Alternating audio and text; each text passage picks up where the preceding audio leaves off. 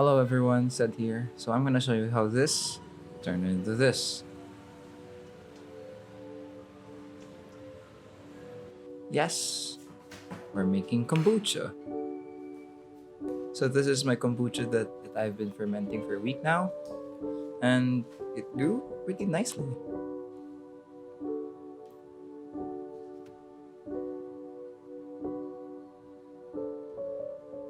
So now I'm making another batch. This is loose black tea that I brewed overnight with unrefined sugar, and I filtered it already, setting it aside. And here's my batch that I brewed for a week. My first batch actually. And materials that I'm gonna use.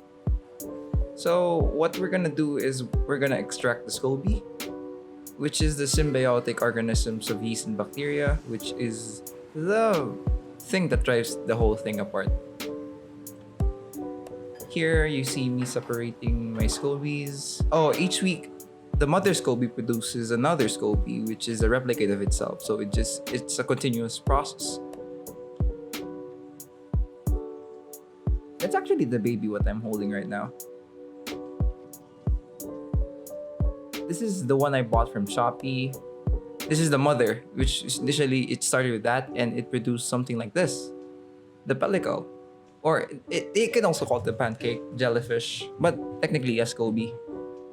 It's daughter of some sort.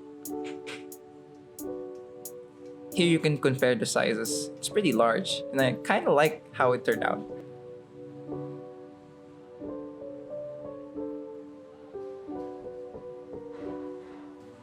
Giving it a few taps. And then extracting the juices.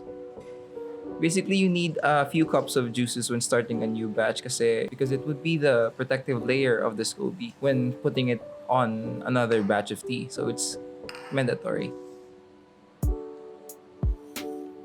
I'm separating a small glass's worth of kombucha for second fermentation. I would talk about that video the next time.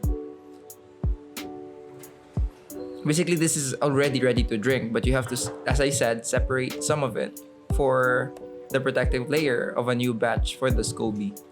So you can't just put the SCOBY into black tea. It needs to have some part of the previous batch that it was in so it could acclimate itself back to its mother juices. You see, be careful not to spill.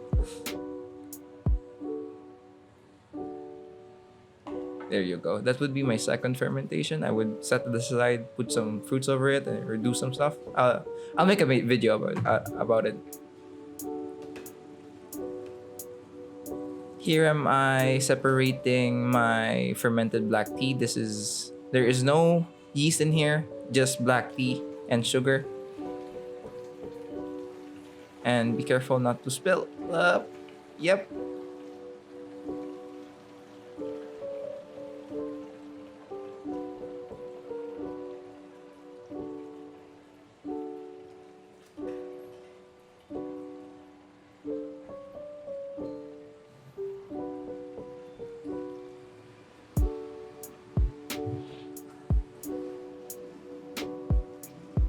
As you can see, I am separating my tall jug of black tea into two parts. Not equal though, because I'm planning on using my daughter pellicle on the larger one and my mother on the smaller one. Yep, I'm putting my mother pellicle here and adding a few cups of the first batch liquid here as sort of a protective layer. Be careful not to spill it.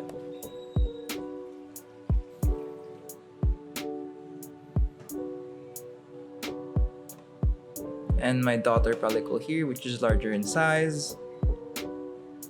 But I'll add first the protective liquid. Again, be careful not to spill.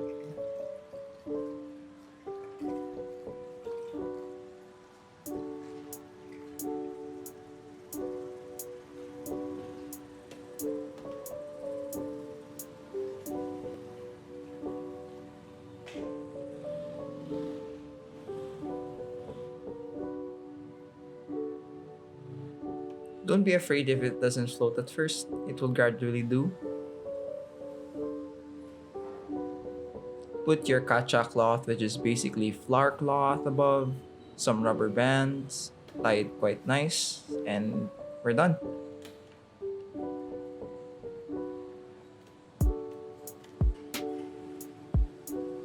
Put it in a dark, warm area for a week, and after that, you would have two more scobies and the cycle will continue. Oh, this is just water with salts to prevent ants from crawling above. I don't know if that makes a difference, but I guess I'm just paranoid.